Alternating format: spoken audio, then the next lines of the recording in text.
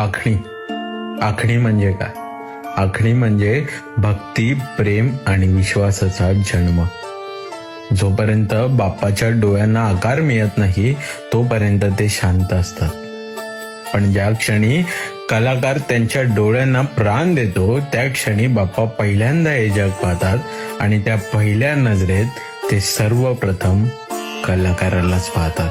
शेवटी त्याला कलाधिपती असं म्हणतात ना, त्यामुळे त्याची पहिली कृपादृष्टी त्या कलाकारावरच पडते. आणि आखणी म्हणजे कलाकार आणि बाप्पा मधला शब्दांपलीकडचा आणि भावनेने भरलेला एक पवित्र क्षण असतो.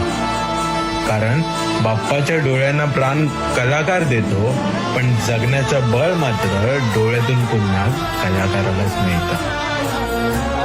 डोळे रंगविले कलाकाराने